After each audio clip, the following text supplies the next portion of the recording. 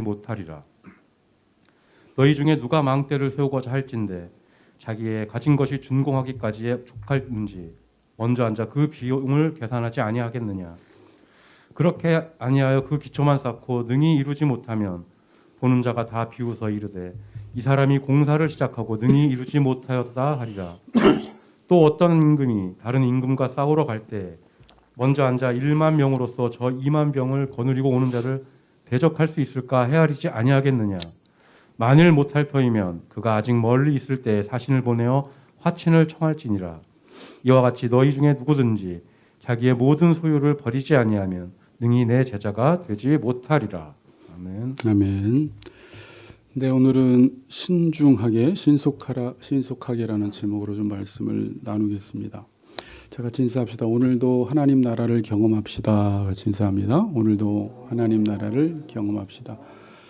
네, 우리 성도들끼리 또 서로 격려하고 또 집중해서 여러분들이 말씀을 들을 때 저도 힘을 내서 말씀을 또 잘 전하고 여러분들도 은혜 많이 받으시기 바랍니다. 지금 계속 제가 관심 있었던 하나님 나라에 대해서 한번 설교를 하려고 했는데 지금 하나하나씩 다뤄보고 있으니까 당연한 이야기인데 되게 깊이가 있거든요. 그래서 여러분들이 예수님이 하셨던 말씀이 도대체 무엇인지 좀 되새겨 보면서 말씀을 잘 들었으면 좋겠습니다. 자, 예수님이 이 땅에 오셔서 하나님 나라를 선포하시고 수많은 기적들을 일으키실 때 어떻게 했어요? 여러분들 예수님이 만일 이 시대에 오셔서 병든 자를 고치시고 더군다나 죽은 자를 살리시고 막 귀신을 내어 쫓으면 여러분들은 어떻게 하겠어요? 예수님을 따라갈 거예요. 그 당시에도 그래서 수많은 사람들이 예수님을 따라갔습니다. 갈릴리 나사렛이라는 촌에서 30년 동안 목수 생활하던 예수라는 사람이 어느 날 갑자기 30살에 등장하더니 하나님 나라에 대해서 강론을 하기 시작하며 그 말씀이 일반 바리새인과 같지 아니하고 되게 권세 있는 자의 말씀 같았고 또 가서 손만 얹어도 병이 낫고 기적이 일어나고 귀신 들린 자가 고침받고 소경이 눈을 뜨게 되고 안진뱅이가 일어나니까 아마도 그 동네에 있는 대부분의 사람들이 예수님을 다 따랐던 것 같아요. 만일 이 시대에도 여러분 그런 사람들이 있다면 아마 이정민 집사님도 여기 안 오고 거기 따라갈 수도 있을 것입니다. 다 따를 거예요. 제가 생각해 보니까 20대 초반에 이제 은혜를 받고 저는 이제 정상적인 신앙생활을 했는데 그 당시 잠실 체육관에서 이단이라고 판명된 분이지만 그 당시에 귀신을 쫓아내고 병든 자가 고침받는다라는 소문이 하도 제가 건대 자양동 살았는데 거기까지 났길래 저도 아는 형과 함께 잠실 체육관을 한번 가보자고 해서 가봤습니다. 정말 사람들이 꽉 차 있었습니다. 그리고 나서 찬양을 얼마나 신나게 한 30분, 1시간씩 한 이후에 병든 사람들을 다 나오라고 하더니 정말로 안진뱅이가 연출을 했는지 짜고 고스톱 쳤는지 모르겠는데 바로 안수하고 기도하니까 일어나게 되고 막 걷게 되고 희한한 기적들이 일어나는 거예요. 귀신 들렸던 사람들이 막 귀신이 내어 쫓기고 막 귀신이 발악을 하고 막 소리 지르고 그럼 이제 옆에 이제 체육관은 다 찼고 저는 자리가 없어서 이제 그 밑에 쭉 일렬로 앉았는데 목사님이 나중에는 내려오시더니 일렬로 앉은 사람들을 향하여 나사렛 예수를 명하노니 떠나갈지어다. 그러니까 사람들이 뒤로 뽀르륵 넘어지는 거예요. 제 차례가 딱 왔어요. 이제 큰일 났다. 이제 그러다 넘어지면 어떻게 하나. 이게 도대체 무슨 현상이야? 그러고 와서 또 똑같이 예수 이름으로 명하노니 떠나갈지어다. 그러는데 저는 큰 감동이 없는 거예요. 그런데 다들 넘어지길래 저도 어쩔 수 없이 목사님 민망해 하실까 봐 쑥 넘어졌는데 이게 도대체 어떤 현상인지 실제적으로도 사탄이 그런 역사를 일으키기도 하거든요. 그래서 참 재밌게 보고 왔던 경험은 있습니다. 자, 당시에도 많은 사람들이 이렇게 예수님을 따랐어요. 자, 그런데 이 수많은 사람들이 예수님을 따른 이유가 무엇이었을까요? 예수님이 누구신지 알고 그분이 가신 길을 가기 위해서 따랐다기보다는 기적 때문에 방금 말씀하신 대로 기적을 보고 이 사람 곁에만 붙어 있으면 먹고 살 걱정은 할 필요도 없고 왜 오병이어의 기적을 봤거든요. 보리떡 5개와 물고기 2마리로 5,000명을 먹이시고 12광주리를 남기시는 사건들을 봤거든요. 그리고 병자도 고치시고 그럼 병원에 갈 필요도 없겠죠. 예수님만 곁에 있으면 모든 것들이 해결이 되고 만사 형통되니까 사람들이 엄청나게 따랐는데 그냥 예수님이 누구신지 알고 그분이 가신 길을 따르기 위해서 갔기보다는 그 기적 때문에 예수님만 따라가면 나의 필요와 나의 원하는 것들이 채워질 수 있다고 생각해서 사람들이 예수님을 따랐습니다. 그러니까 요한복음에 보면 이 군중들이 예수님을 따른 이유를 정확하게 설명을 하고 있어요. 6장 26절에 보면 예수님이 이렇게 말씀하세요. 예수께서 대답하여 이르시되 내가 진실로 너희에게 이르노니 너희가 나를 찾는 것은 표적을 본 까닭이 아니요 떡을 먹고 배부른 까닭이로다. 그러니까 예수님을 따른 이유가 뭐예요? 먹고 배부르기 때문에. 그럼 반대로 예수님을 따랐는데 먹고 배부름이 채워지지 않으면 이 사람들은 언제든지 예수님께 등 돌릴 사람이라는 것이죠. 근데 실제적으로 이 사람들이 먹고 배부를 때는 예수님을 따라가다가 예수님이 십자가를 진다고 하고 실제 십자가를 지니까 모든 사람들이 외면하고 등을 돌리고 예수님의 곁을 떠나갔습니다. 한 사람도 남지를 않았어요.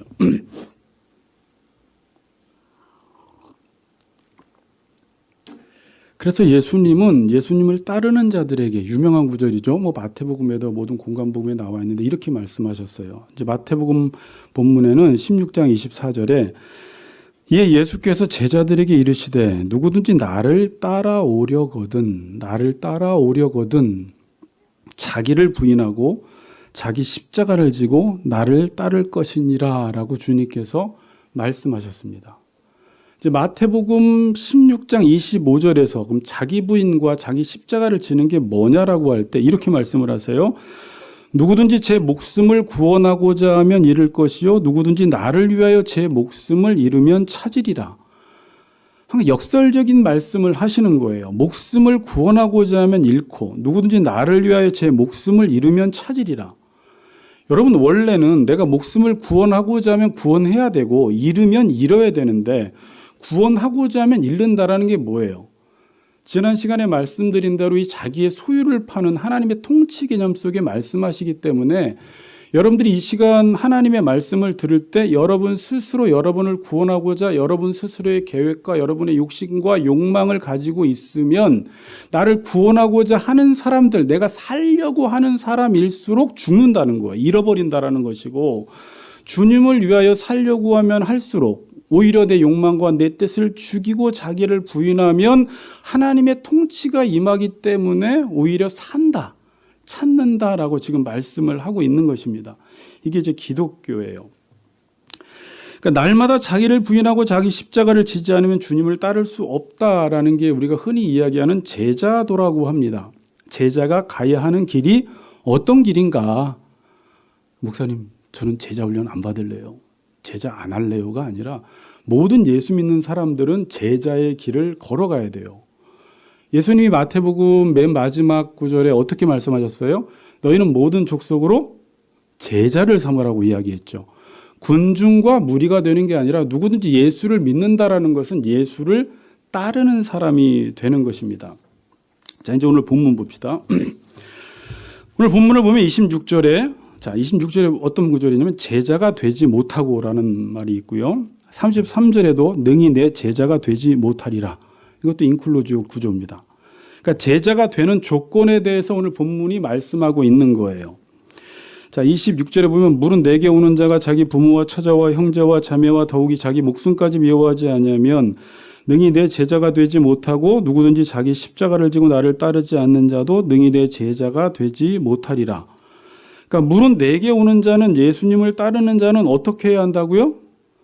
자기 부모, 처자, 형제, 자매, 더욱이 자기 목숨까지 미워하지 아니하면 제자가 되고 싶어도 제자가 될 수 없다라고 지금 말씀하고 있습니다. 이 말은 지난 시간에 설명드렸듯이 모든 소유를 팔지 않으면, 모든 소유를 미워하지 않으면 주님을 따를 수 없다라는 것입니다.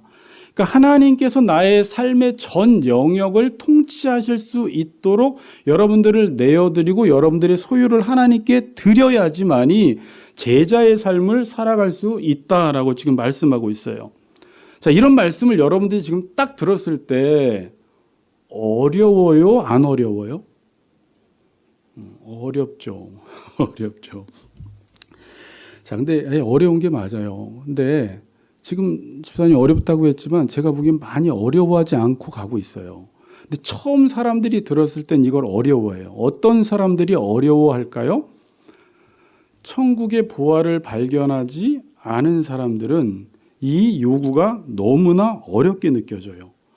여러분들이 교회를 다니는데 말씀을 듣는데 말씀의 기쁨과 교회를 다니는 기쁨이 없이 이런 것들이 요구되어지면 이게 너무 짐이 되고 그냥 고행의 종교가 돼버리는 것입니다.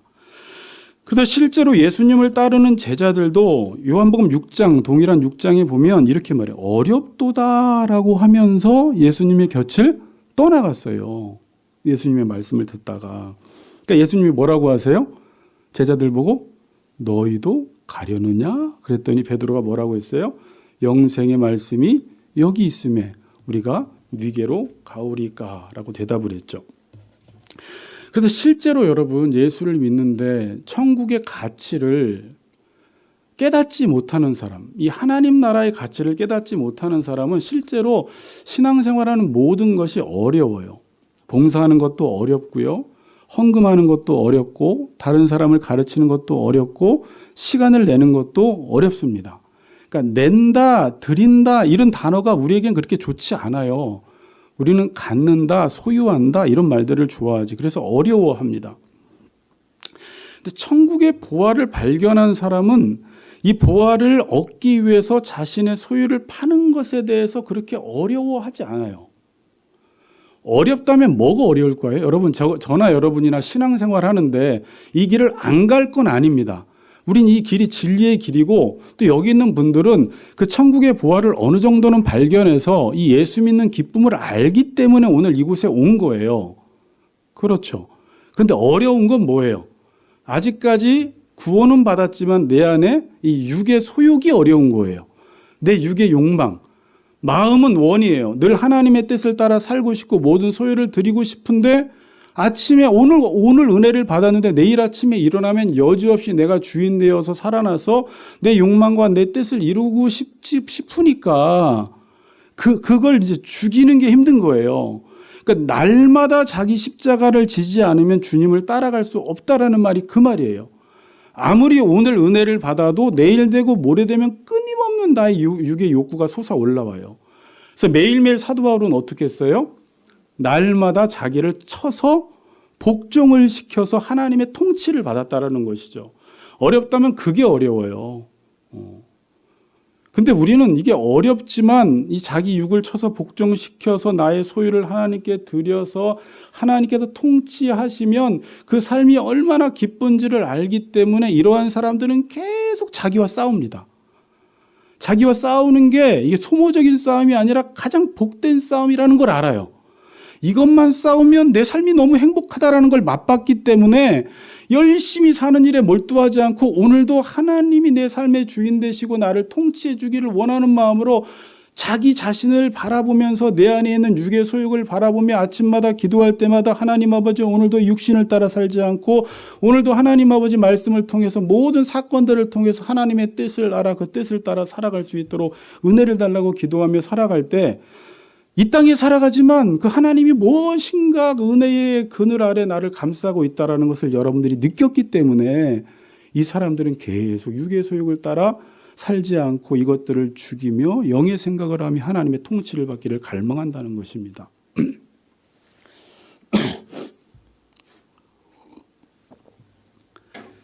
자, 우리가 하나님 나라를 소유하기 위해서는 자 이제 공식이에요. 저는 이제 공식을 잘 만드는데 소유하기 위해서는 자기 소유를 팔아야 합니다. 이건 이제 지난 시간에 마태복음 13장을 통해 말씀드린 거예요. 근데 똑같은 이야기를 지금 누가복음 14장에서는 제자도로 설명을 하고 있는 거예요. 그럼 제자가 되기 위해서는 지금 뭘 하라고 하냐면 대가 지불을 하라고 합니다. 하나님 나라를 소유하기 위해서는 자기 소유를 팔아야 하고 제자가 되기 위해서는 주님을 따르기 위해서는 대가 지불을 하라는 말이에요. 그러니까 지금 하나님 나라를 소유하는 것과 제자가 되는 것이 같은 의미예요. 그 다음에 자기 소유를 파는 것과 대가 지불이 같은 의미입니다. 다시 또 이야기하면 자기 소유를 팔지 않으면 하나님 나라를 소유할 수가 없고 대가 지불을 하지 않으면 아무도 주님을 따를 수가 없는 거예요. 대가 지불을 해야지만이 제자가 될 수 있습니다. 주님을 따를 수 있고 주님을 따르는 자가 하나님 나라를 소유하는 것입니다. 이게 지금 다 같은 의미로 사용되고 있습니다. 그러니까 신앙생활에는요, 제가 이제 이렇게 말씀드립니다. 대가 지불이 요구되어집니다. 목사님, 다른 교회 가면 대가 지불 안 하는 교회 제가 가고 싶은데요. 그런 교회가 없고 그건 교회도 아닙니다. 그리고 그건 주님의 말씀에서 떠난 거예요. 반드시 신앙생활에는 대가 지불이 요구돼요. 여러분들이 제자도라는 책을 다 사다 읽어보세요. 거기에 모든 책마다 대가 지불이라는 이 단어가 빠지질 않아요. 제자의 삶은 대가 지불하는 삶입니다. 대가 지불이 뭐예요? 뭐 어떤 것을 살 때, 내가 원하는 것을 살 때 대가를 지불하고 그 원하는 것을 내가 물건을 삽니다. 자, 그러니까 우리는 이 대가를 지불하라고 하면 사람들이 이렇게 생각을 해요. 아, 하나님 나라를 사기 위해서는 대가 지불을 해야 하는구나. 이게 맞아요? 틀려요? 맞기도 하고 틀리기도 하고 틀리기도 하고 맞기도 해요. 그러니까 문장 자체는 이게 틀린 게 아니에요. 하나님 나라를 사기 위해서는 대가 지불을 해야 합니다. 자, 그런데 신앙생활을 이렇게 하면 힘들어서 못해요. 하나님 나라를 사기 위해서 대가 지불을 해야 하는 게 맞는데 이렇게 하면 신앙생활이 힘들어서 못해요. 이 단어를 그대로 여러분들이 이해하고 하면. 근데 일반 종교에서는 요 그대로 요 의미를 가지고 신앙생활을 합니다. 천국에 가기 위해서는 천당과 극락에 가기 위해서는 어떤 선행을 해야 한다. 봉사를 해야 한다. 이게 대가 지불을 하라는 것이거든요. 천주교는 더 많은 봉사를 요구해요. 구원과 연관이 된다고 하면서. 일반 종교에서는 그렇게 이야기를 합니다. 그런데 신앙생활은 이런 차원에서 하면 안 돼요. 같은 말인데 달라요. 하나님 나라를 사기 위해서 대가 지불을 해야 하는데 어려워요. 근데 하나님 나라의 보화를 발견한 사람은 대가를 지불하게 되어 있어요. 결과론적으로. 대가 지불은 그렇게 해야지 할 수가 있어요. 하나님 나라의 보화를 더 많이 발견하면 할수록 그것을 사기 위해서 더 많은 것을 팔아버리는 거예요.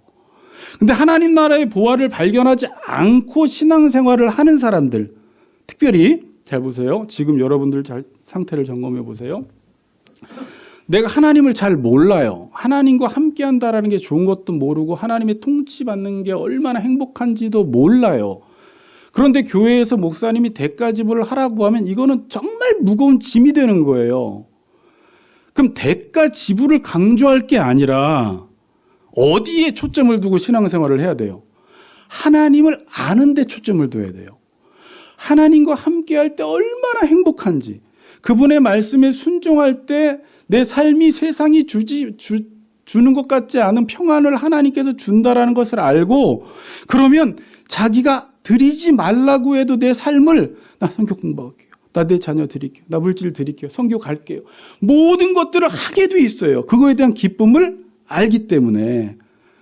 그런데 이 대가 지불만을 신경 쓴다면 신앙생활은 하다가 지쳐서 나가 떨어집니다. 못해요.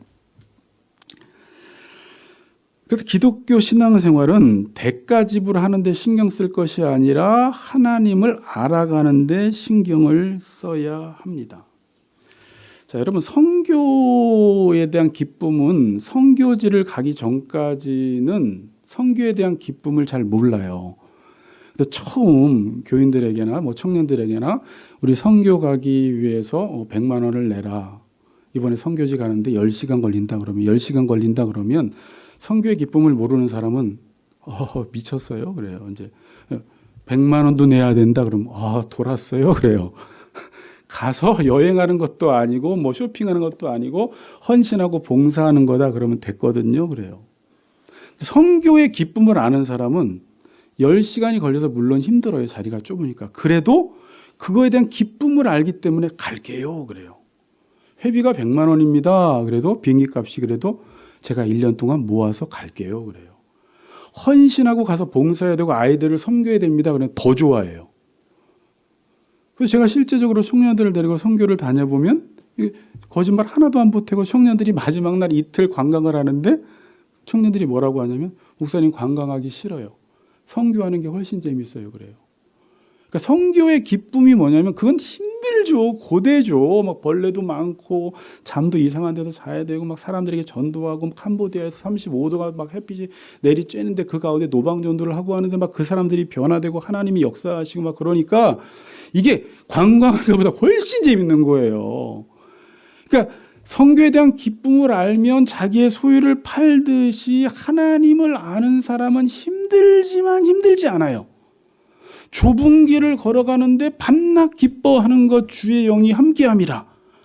이 보아의 기쁨을 모르는 사람들은 예수 믿는 사람 미친 것 같아. 주일날 왜 교회 가는지 모르겠어. 왜 주중에 성경 공부까지 해? 왜 선교까지 해? 왜 자기의 삶을 왜 드려? 헌금까지 안 해? 이렇게 보지만 이 사람들은 뭐예요? 뭔가를 봤기 때문에, 뭔가를 들었기 때문에, 무엇인가 맛을 봤기 때문에 그 일을 하는 거 아닙니까? 자, 이러한 예수님이 사람들에게 지금 대가 지불을 하라고 요구하실 때 예수님이 무서운 말씀 제자도가 많아요. 형제나 부모나 자기 목숨까지 버리지 않냐면 아무도 내 제자가 되지 못한다. 나를 따르지 못한다고 말씀을 하세요. 근데 예수님은요, 이 대가 지불을 요구할 때 많은 사람이 어떻게 했어요? 어렵도다 하면서 떠나갔어요. 그 떠나가는 사람을 예수님은 막 목회를 잘하기 위해서 붙잡았을까요? 한 사람이라도 우리 교회에 앉혀놔야 되니까 예수님은 그냥 보내요. 왜냐하면 그 사람들은 이 가치를 물론 가르쳐야 되지만 모르는 사람들은 와서도 계속 자기 욕망을 따라 살아가고 먹고 배부른 까닭에 예수님을 믿기 때문에 그 사람들은 교회는 오긴 오지만 하나님 나라를 경험하지를 못해요.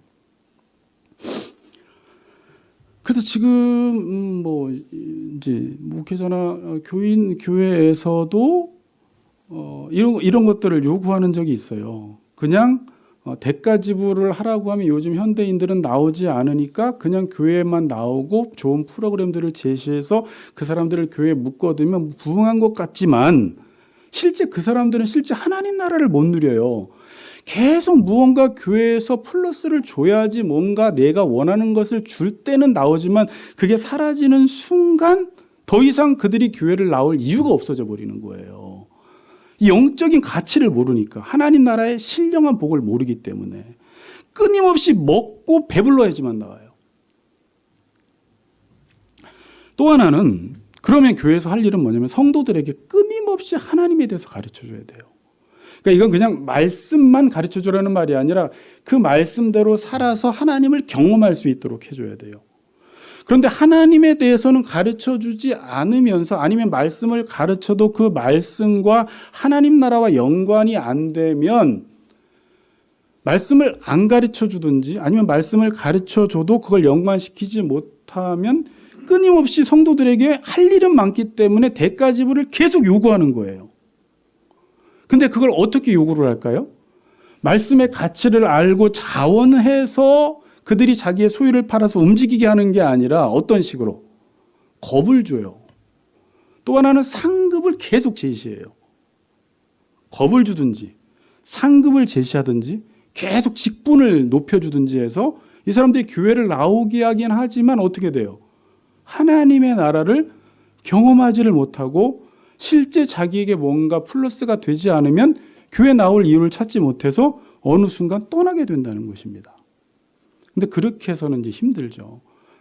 그러니까 여러분들도 지금 여기 뭐가 없어도 여러분들이 하나님을 알고 하나님을 위해서 내 삶을 드린다라는 게 얼마나 귀한 것이고 이게 하나님의 나라를 맛보는 것임을 알고 그 일을 해야지 교회에서 이번에 오면 뭐 10만 원 준대요. 3만 원 준대요. 뭘 준대요. 이래 가지고 오는 사람들은요. 신앙생활 못 합니다. 그렇게 가지고는.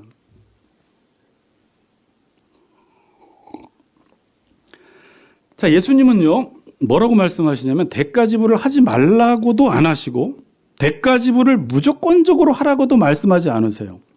예수님은 대가 지불을 해야 하는데 대가 지불할 것에 대해서 대충 생각하지 말고 신중하게 생각해 보라는 거예요. 내가 내 소유를 팔아서 하나님 나라를 위해서 산다라는 게 내 인생에 어떤 변화가 올 것인지 내가 어떻게 삶의 방식을 바꿔야 할지를 신중히 생각해 보고 이 길을 결정하라는 거예요. 그 비유가 바로 그 밑에 나오는 망대 비유예요. 그래서 망대 비유를 이 흐름 속에서 여러분들이 이제 보면 돼요.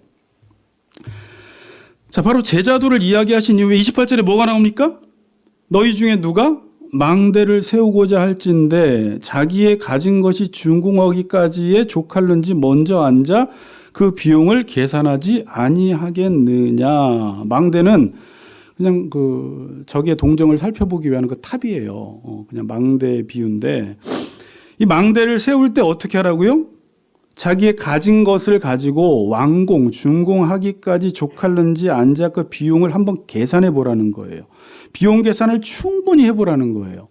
내가 건축물을 시작했다가 계산도 안 해보고 비용도 계산해보지 않다가 그걸 완공하지 못하면 기초만 쌓고 완공하지 못하면 사람들이 와서 비웃는다. 근데 예수님이 이 얘기를 그 당시에 왜 했냐면 실제로 그때 헤롯 왕 일가가 자신들의 세력을 과시하기 위해서 수많은 곳에 건축물을 세웠어요. 건축물을 세웠는데 다 세우다 만 거예요. 그러니까 지나가던 사람들이 다 흉측하다 하면서 비웃었거든요. 그 당시에. 세우다 말고 하니까.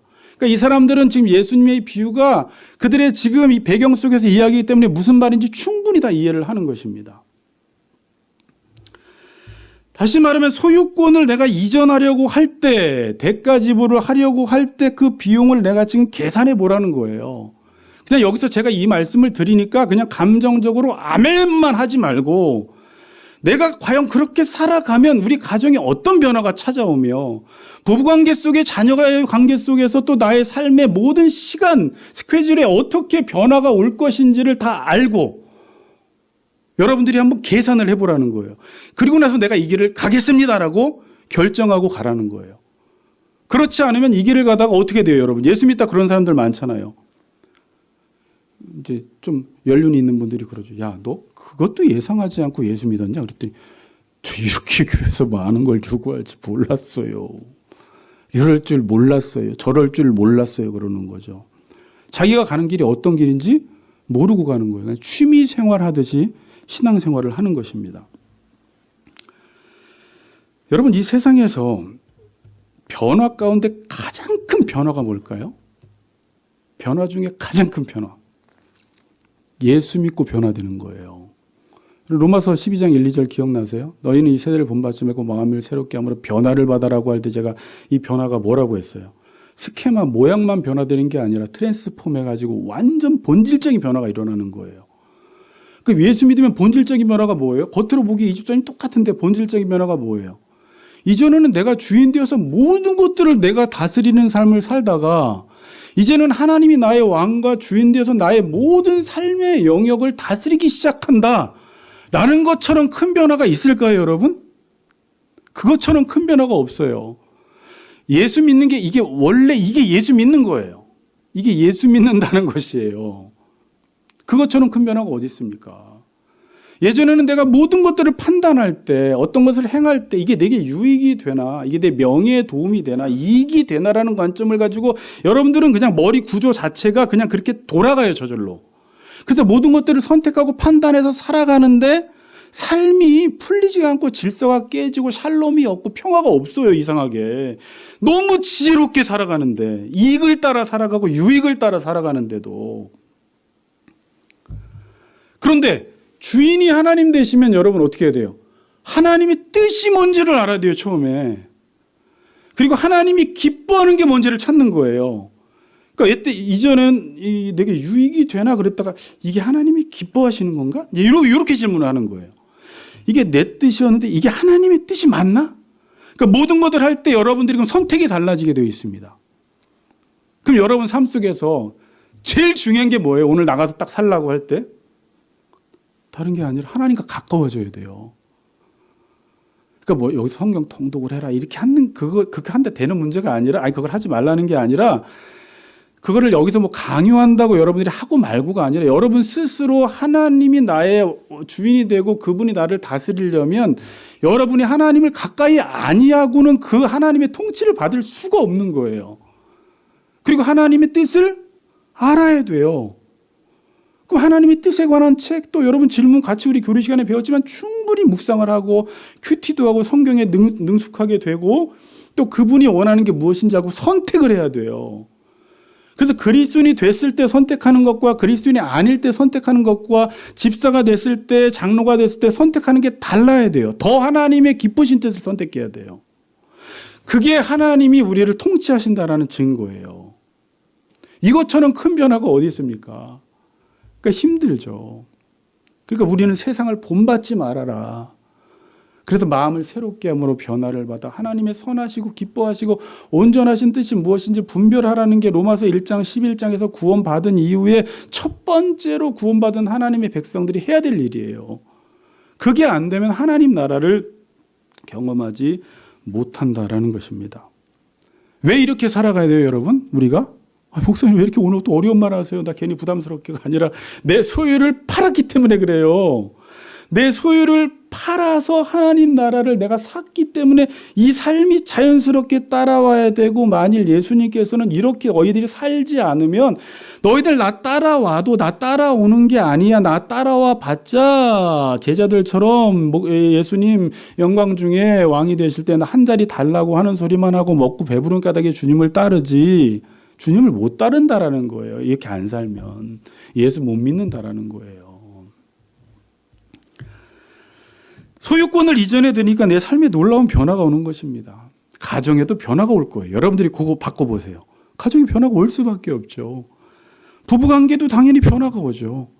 자녀를 키우는 것도 예전에는 막 내 마음대로 키우다가 이제 하나님의 뜻대로 키우려고 하니까 뭐 책도 사다 봐야 되고, 자녀를 양육 방식도 봐야 되고, 뭐 유주 목사 기도 학부모 교실도 배워야 되고, 배우면 끝나는 게 아니라 그다음에 계속 책을 보면서 하나님이 어떻게 우리 아이들을 키우라고 하실까? 어떤 목적을 가지고 이 땅에 보내셨을까? 나보고 어떤 숙제를 하라고 지금 맡겨주셨을까? 이걸 계속 생각을 할 수밖에 없는 거겠죠. 그래서 예수님은 이 부분을 너무 그렇게 쉽게 오늘 아멘 뭐 이렇게 하지 말고 신중하게 결정하라고 예수님이 말씀하시는 거예요. 망대 비유를 통해서 신중하게. 내가 건물을 지으려면 얼마가 들어갈까? 비용이 얼마나 들까? 얼마나 내가 대가를 지불해야 하는지 충분히 계산해 보라는 것입니다. 자, 내가 뭔가를 할 때 철저히 비용을 계산해 보라고 하니까, 목사님 1년만 시간을 주십시오. 2년만 시간을 주십시오. 라고 할 수 있어요, 없어요? 그렇게 할 수가 있는데 예수님이 이러세요. 신중하게는 결정을 해야 되는데 이 부분은 그렇게 결정할 부분이 아니라 제목처럼 신속하게 결정을 하는 거예요. 그 비유가 밑에 있는 왕의 비유예요. 한번 같이 읽어봅시다. 31절. 또 어떤 임금이 다른 임금과 싸우러 갈 때 먼저 앉아 1만 명으로서 저 2만 명을 거느리고 오는 자를 대적할 수 있을까 헤아리지 아니하겠느냐. 만일 못할 터이면 그가 아직 멀리 있을 때에 사신을 보내어 화친을 청할지니라. 여러분들이 문맥에서 이걸 보지 않으면 이게 도대체 무슨 의미인지를 잘 몰라요. 자, 전쟁을 할 때 1만 명으로 2만 명을 대적할 수 있을지 뭐 해보라고요? 헤아려 보라고 하죠. 그러니까 이것도 지금 망대 비유와 공통점이에요. 헤아려 봐야 돼요. 내가 지금 싸우려면 이길 수 있을까 없을까? 10,000명을 가지고 2만 명을 이길 수 있을까 없을까? 헤아려 봐야 합니다. 그러니까 신중하게 결정을 내려야 하는데 망대 비유와의 차이점은 뭐예요? 지금 결정을 하라고 하니까 오랜 시간 동안 결정할 수 없는 게 왜 그렇죠? 지금 적과 싸워야 하는데 빨리 결정을 해야지. 내가 만약에 질 것 같다 그러면 화친을 하라는 거예요. 질 것 같으면 그 사람한테 내가 지금 당신과 싸워야 할지 말아야 할지, 상대방 왕한테 싸워야 할지 말아야 될지 내가 1년만 2년만 시간을 주세요. 그러면 어떻게 해야 돼요? 적이 그냥 와서 쳐버리는 거죠. 저 사람 두렵구나 그러고. 그러니까 신중하게는 하되 이 왕의 비유를 통해서 신속하게 결정을 하라고 예수님께서 제자들에게 요구하시는 것입니다.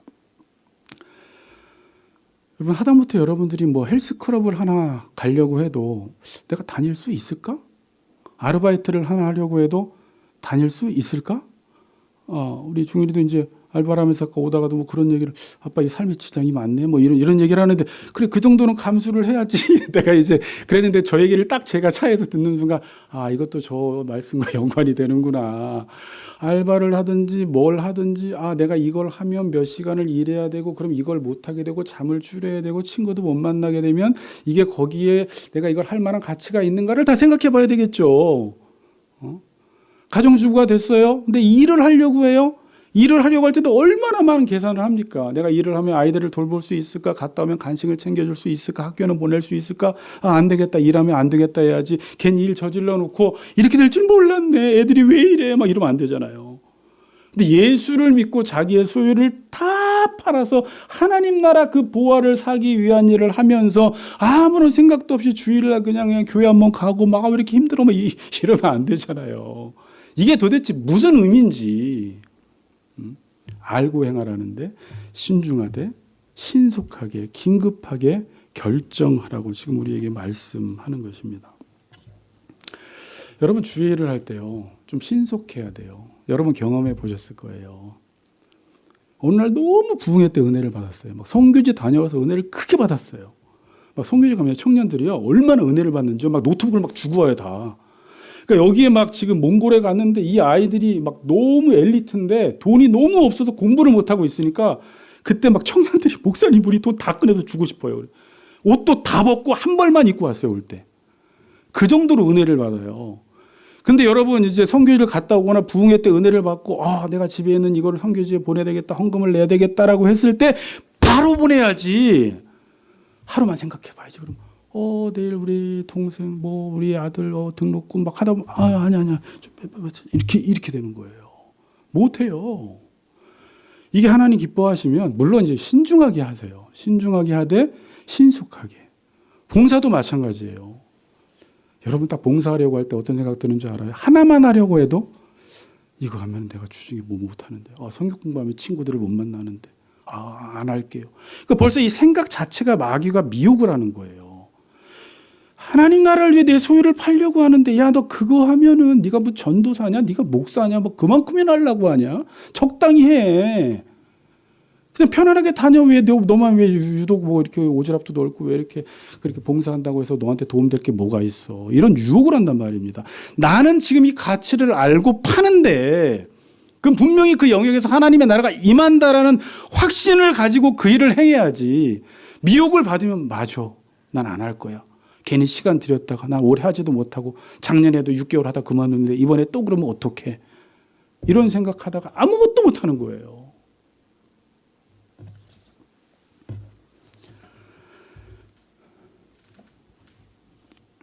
여러분이 작아 보이는 결정이 결론입니다. 얼마나 중요한지 몰라요.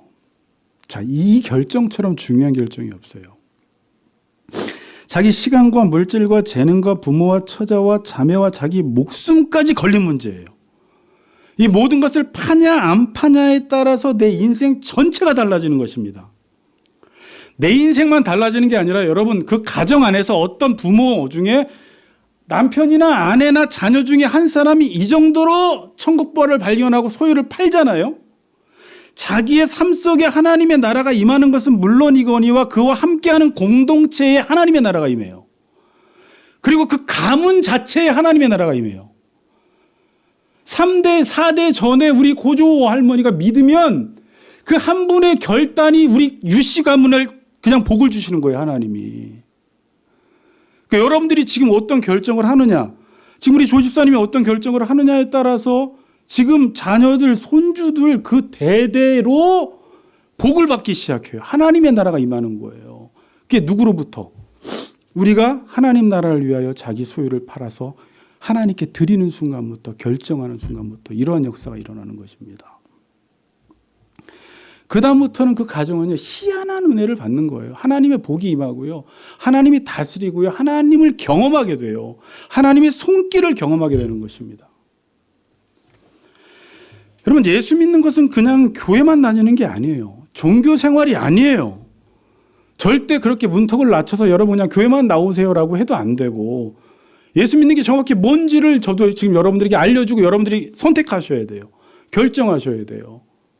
그냥 주일에 한 번 나오는 것도 아니에요. 종교 생활 아니에요. 하나님이 왕이 되느냐, 내가 왕이 되느냐에 그 차이점이 있어요. 여러분, 하나님이 왕이 되시면요, 나를 지으신 분이 나를 제일 잘 아시고 나를 사랑하셔서 나에게 가장 좋은 걸 주는데 그 개인과 그 가정과 그 가문이 복을 안 받을 수가 없죠. 근데 여러분이 주인 되면요, 아무리 머리를 굴리고 아무리 똑똑해도 좋은 걸 선택을 못해요. 여러분, 그래서 제가 목동에 사역할 때 그 목사님 항상 얘기하시는 건데, 하나님이 주시는 게 좋은 거라는 거예요. 따라합니다. 하나님이 주시는 게 좋은 거다. 그걸 알고 늘 하나님이 주시는 것, 내가 선택하는 게 아니라 하나님의 말씀의 가치를 깨닫고 그 길을 걸어갈 때 여러분 개인과 가정과 가문 가운데 하나님의 나라가 임할 줄 믿습니다. 아멘.